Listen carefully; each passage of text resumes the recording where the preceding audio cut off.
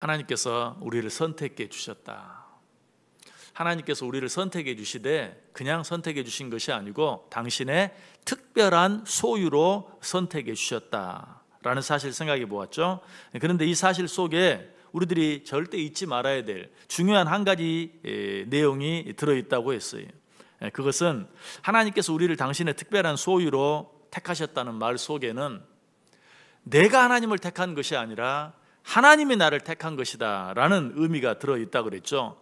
이 사실이 왜 중요하다고 했습니까? 하나님이 우리를 선택하셨다는 사실은 우리 주위에 어떤 사람이나 나보다 힘이 센 어떤 사람이 나를 선택한 것이 아니라 천지를 창조하신 전능하신 하나님이 나를 선택해 주셨다라는 사실이기 때문에 중요하다라고 말씀드렸어요. 그러므로 하나님이 나를 선택해 주셨다는 사실보다 더 귀하고 더 중요한 사실은 없어요. 그런데 하나님께서 우리를 선택해 주셨다는 사실 속에는 이보다 더 놀라운 이유 한 가지가 있어요. 그것은 하나님께서 우리를 선택해 주실 만한 어떤 이유, 어떤 자격이 우리에게는 없었음에도 불구하고 하나님께서 그런 우리를 선택해 주셨다라는 사실이, 다시 말해서 하나님께서는 당신께 선택받을 만한 아무런 가치도 없는 우리들을 무조건적으로 선택해 주셨다는 것이, 우리 사실 성경을 통해서 한번 확인해 볼까요? 신명기 7장 7절 말씀 우리 같이 읽습니다. 여호와께서 너희를 기뻐하시고 너희를 택하심은 너희가 다른 민족보다 수요가 많기 때문이 아니니라. 너희는 오히려 모든 민족 중에 가장 적으니라. 여기에서 많다, 적다 하는 말은 단순히 수요가 많다, 수요가 적다 그것만을 말하는 것이 아니, 이 당시의 숫자는 모든 것을 판단하는 기준이었어요. 당시의 당시의 수는 부와 존귀의 상징이었어요. 한 걸음 더 나아가서 이것은 그 사람의 어떤 인격, 예를 들어서 그 사람이 많은 돈을 가졌다, 그 사람이 많은 사람을 가졌다, 그러면 그것은 그 사람의 부와 존귀의 표시일 뿐만 아니라 그냥 그 사람의 인격까지도 저절로 높은 것으로 생각해버리는. 그런데 수가 적다라는 말은 아무런 가치도 없다 하는 그런 의미. 근데 하나님이 뭐라고 표현하고 있어요? 내가 너희를 선택한 것은 너희의 수가 많기 때문이 아니라 너희의 수가 적었음에도 불구하고 내가 너희를 선택했다. 무슨 말이라고요? 내가 너희를 선택할 만한 아무런 이유도 없었다. 너희에게는 그 어떤 가치도 없었다. 그럼에도 불구하고 내가 무조건적으로 너를 선택했다라는 말이, 이런 우리들의 모습을 에스겔서에서 보다 더 리얼하게 잘 묘사해 주고 있어요. 우리 그 말씀도 같이 읽어볼까요? 에스겔 16장 6절 말씀 같이 읽습니다. 내가 내 곁으로 지나갈 때에 내가 피투성이가 되어 발짓하는 것을 보고 내게 이르기를 너는 피투성이라도 살아있으라. 다시 이르기를 너는 피투성이라도 살아있으라 하고. 우리 지난 시간에 생각해 보았죠. 사람들은 어때요? 자기와 똑같은 인간임에도 불구하고 이런 이유 저런 이유 들어서 무시하고 괄세하고 할 때가 얼마나 많아요. 그러나 우리 하나님은 자기와는 도무지 상종할 수도 없고 또 비교할 가치도 없고 우리 안에 스스로 구원받을 만한 어떤 이유도 없음에도 불구하고 그런 우리들을 선택해 주셨다라고 했죠. 그런 우리를 금방 읽었던 에스겔에서 뭐라고 표현하고 있어요? 피투성이. 우리 가끔 이런 말 쓰죠. 저런 핏덩이 같은 놈이, 이런 말 합니다. 핏덩이 같은 주제, 이 무슨 말입니까? 상종할 가치도 없다는 것이죠. 아무것도 아니라는 것이죠. 그런데 하나님께서는 그런 우리를 보고 뭐라고 말했어요? 너는 피투성이라도 살아있으라. 다시 이르기를 너는 피투성이라도 살아있으라. 핏덩이 같은 아무것도 아닌 아무런 가치도 없는 그런 존재라도 내가 너를 택했다. 그러니 너는 살아있어라 라고 우리에게 말하고 있어요. 얼마나 큰 은혜고 얼마나 큰 기적인지 몰라요. 그런데 우리 하나님께서는 그런 핏덩이 같은 존재에 불과한 우리들을 일부러 당신의 자녀로 선택해 주셨다는 것이, 그런 하나님의 사랑을 사도 바울이 또 잘 말해주고 있어요. 우리 그 내용도 같이 한번 읽어보죠.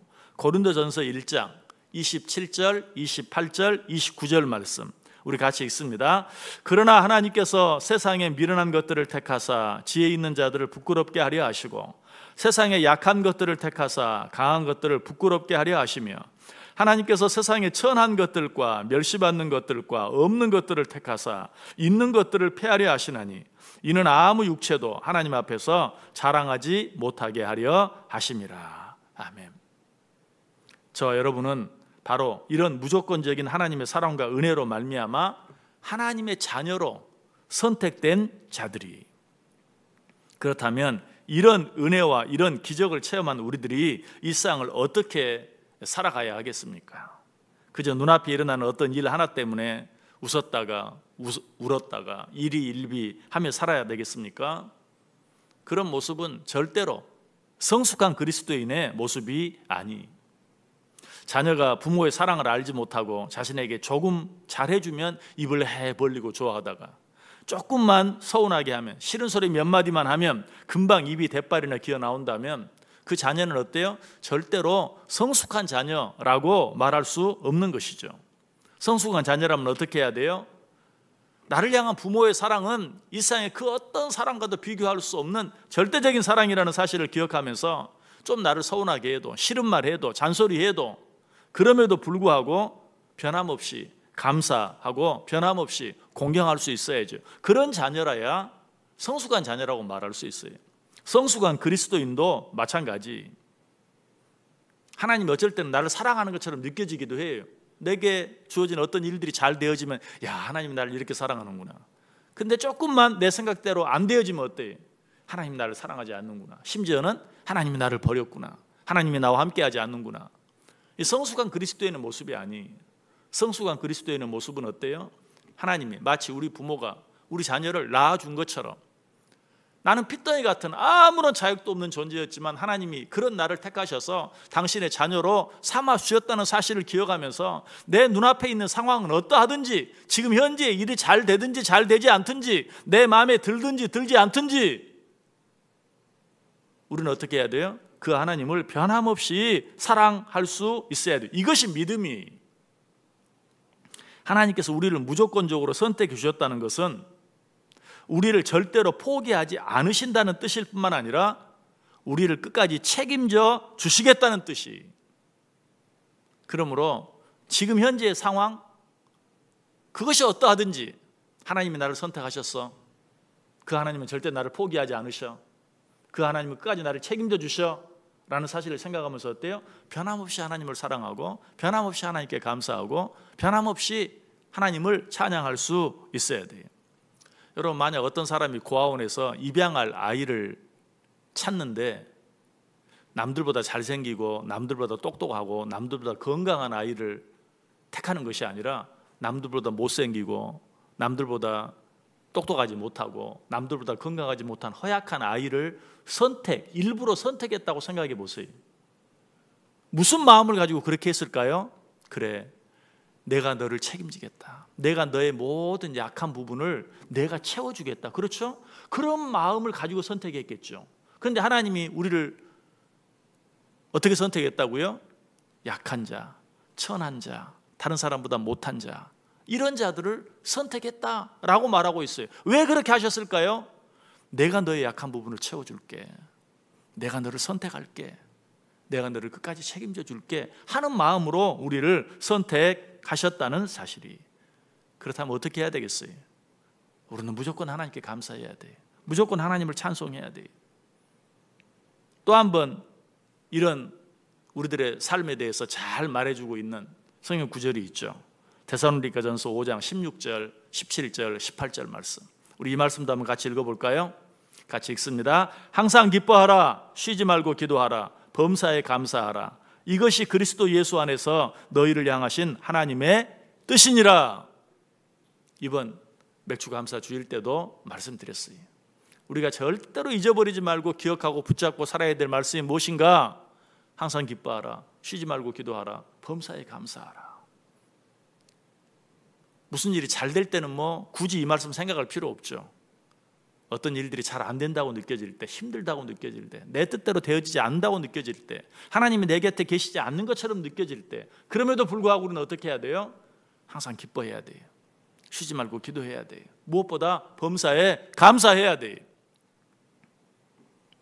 왜 그렇습니까? 찬송가 가사가 그 대답을 우리에게 잘 해주고 있어요. 찬송가 545장에 보면 이 눈에 보기에는 어떠하든지 이미 얻은 증거대로 늘 믿으며 이 마음에 의심 없이 살아갈 때에 우리 소원 주 안에서 이루리. 이 눈에 보기에는 어떠하든지 우리는 무엇 붙잡고? 이미 얻은 증거 붙잡고. 이미 얻은 증거가 뭐예요? 하나님이 나를 선택해 주셨다. 나에게는 선택받을 만한 아무런 가치도 없는데 하나님께서 일부러 나를 선택해 주셨다. 왜? 나를 끝까지 책임져 주려고, 나의 부족함을 채워주려고, 끝까지 나와 함께 해주시기 위해서. 그러므로 어때? 내 앞에 일어나는 상황이 어떠하든지 나는 이미 얻은 증거대로, 하나님이 나를 선택해 주셨다는 그 증거대로, 그 증거 하나 붙잡고 오늘도 어떻게 살아야 돼? 기뻐하며 살아야 돼. 감사하며 살아야 돼. 찬양하며 살아야 돼. 이게 믿음이. 오늘 하루뿐만 아니라 우리의 남은 인생 전체를 내 눈앞에 보이는 상황이 어떠하든지 하나님 나를 선택해 주셨다는 이 사실, 이미 얻은 이 증거 한 가지 붙잡고 날마다 기뻐하면서 감사하면서 찬양하면서 살아갈 수 있는 저 여러분 꼭 될 수 있기를 주님의 이름으로 간절히 축원합니다.